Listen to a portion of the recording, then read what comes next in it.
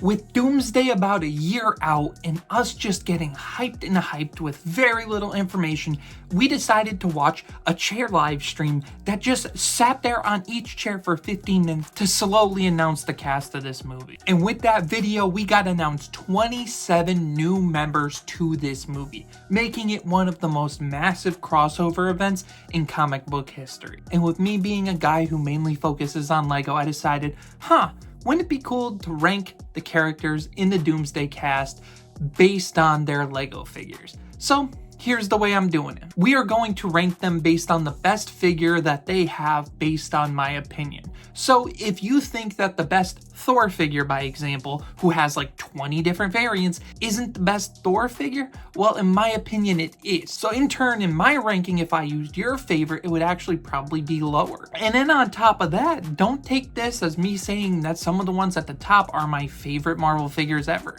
Characters like Spider-Man, Doctor Strange, aren't announced for this movie yet. So I'm only basing it off of the few that we have, and it's interesting to rank them when you only have a limited scope of what you know for sure is going to be in the movie. With that being said, this isn't going to be a top 27, it's going to be a top 24, because starting the list at number 24, these are 4 characters that are announced for the movie that we don't got figures for yet. Those being John Walker, Sentry, Nightcrawler, and Mystique. 2 Xmen and 2 Thunderbolts. Mind you, a John Walker torso has leaked online, so we know we're gonna get him, and odds are, them being in Doomsday, we'll get those figures eventually. They will show up probably next year in the rollout for this movie, but I can't rank them when we don't have figures for them. But out of the 27 main cast, we have 23 of them, and at the bottom, it's Professor Xavier. He is a character that has no unique face print, no unique leg print, no leg printing at all, and just a tie. It's only his little hover chair that makes his character even recognizable as Professor Xavier. With the people on the bottom of this list, Lego does the bare minimum to make them look like the characters they are supposed to represent. And the next one being Shang-Chi at number 22. He's a character that came in multiple different sets, yet they didn't give him a special face, didn't give him special hair, didn't give him special legs, they just gave him a red torso. It's a nice torso. You can tell it's Shang-Chi, but for me, there's nothing there to hold on to. And at number 21, we got M'Baku. And while I think the M'Baku one doesn't really look like him enough, you gave him a special face print, you gave him a special body print.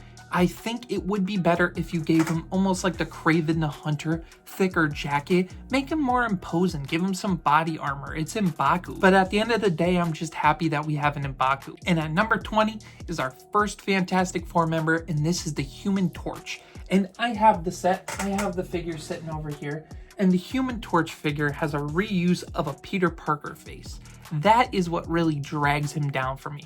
Otherwise, everything's great.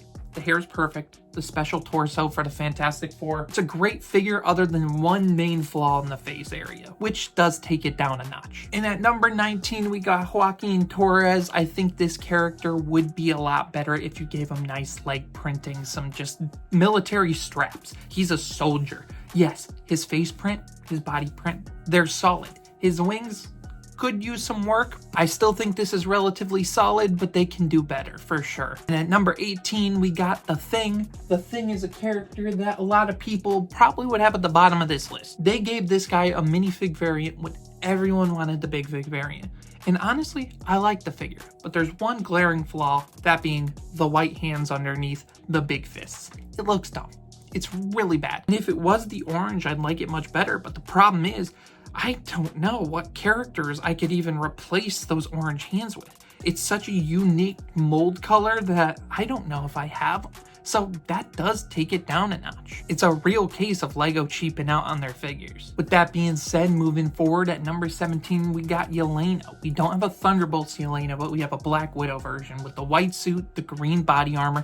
It looks solid. The face and the hair is really where it pulls it down. But the fact that this is like one of the first characters on this list that has leg printing has to pull it up a little bit. And at number 16, we got the Red Guardian. The Red Guardian is a character I very much enjoy in the Lego form. Storm. His front printing and his back printing with the straps and the logo look great. And on top of that, they gave him his shield. His shield having the little sticker design on it really does bring this character forward. And while the face and the hair is probably relatively decent, he needs his mask. That's something I'm looking forward to when we get future Red Guardian figures. And now at number 15, when we get to Ghost, we reach the part of the list that the figures are still relatively good and there's nothing to really poke at to make it go, oh, this is the reason why it's really down the list.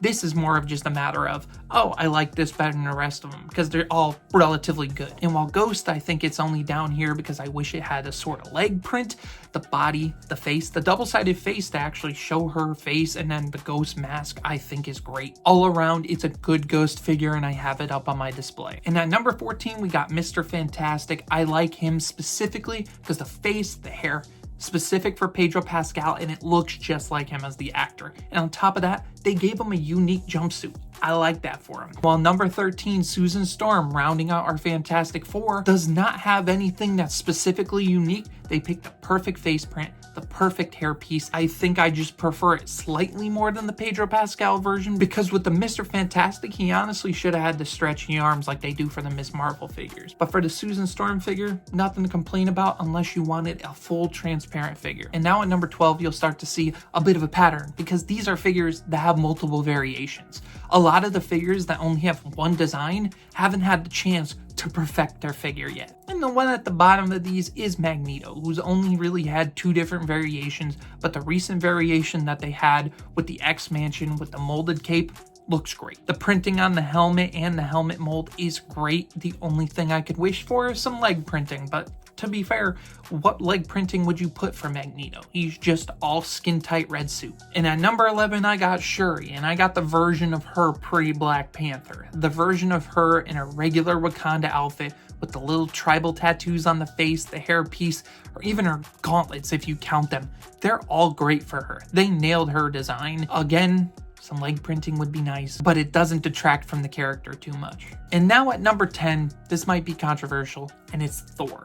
Because I'm gonna be honest, Thor doesn't really have the greatest variety of figures. A lot of them, many of them, don't have leg printing, but the one that I like the most is the one from Thor Ragnarok.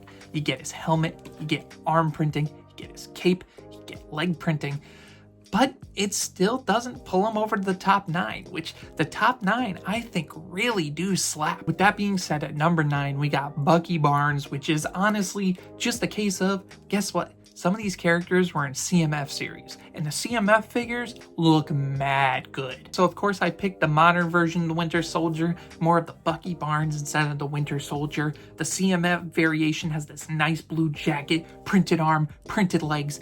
It's a great figure all around, and on top of that, he comes with the shield. And at number 8, we got his partner in crime, Sam Wilson, and guess what? Once again, it's his Captain America version from the CMF. The only thing that took this down from like the top 5 is the hairpiece. Something about the hairpiece just doesn't look perfectly right on him. And honestly, I don't know what hairpiece they'd pick. So I think they probably picked the best one, but I still think it does drag this character down a little bit.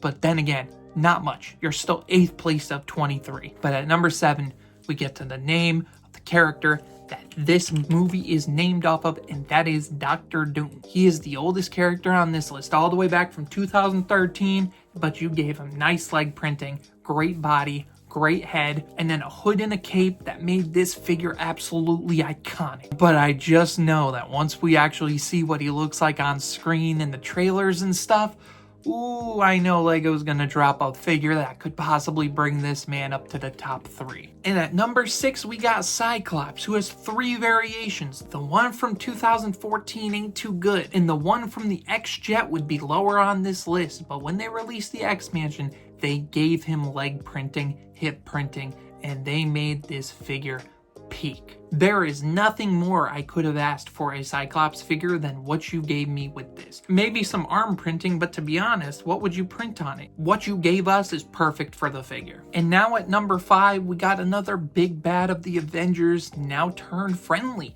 we got Loki, and I ended up picking the new version that we got in the Avengers Tower, because when it comes to Loki in his God of Trickery form, that is easily the best one we've gotten. The molded cape is just a great touch. They nailed that helmet all those years ago, and there's no need to change it.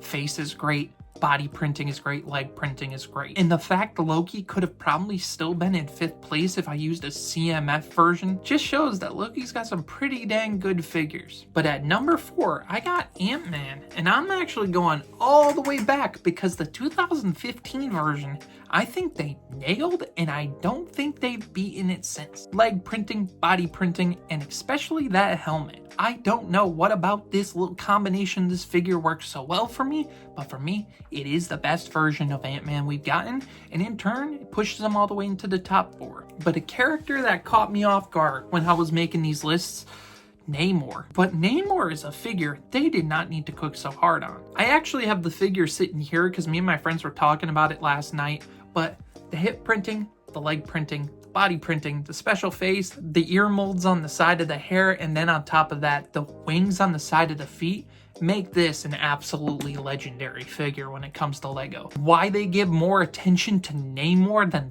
Thor, who knows, but I adore it. Thank you, Lego, for nailing him. Then at number 2, we got the last CMF on the list, and it's Beast. The Beast CMF is a beautiful figure. Double-sided face with one side with the glasses, one side without. Leg printing, face printing, special molded hair with the ears on it. They even got toe printing on this guy. They nailed the look of the Beast. Yeah, it would have been nice if you maybe did a little bit of fur on the arms, but honestly, at this point, when you give us a figure this good, who cares? But at number 1, it's a figure that almost sold me on a set alone, but I probably was going to get this set anyways. It's a figure that in its set, even though it's on shelves, the figure's still selling for 50, 60, 70 bucks. That being Gambit. The Gambit figure is easily one of the best figures that we've ever gotten for Lego Marvel, and the fact that it's the only Gambit we've ever gotten and it's that good just shows Lego cooked. On top of that, giving him special playing cards. I don't need to sell you on the fact that Gambit's number 1. What is your Avengers Doomsday ranking based on their Lego figures? Let me know down in the comments, and I'll see y'all later. Peace.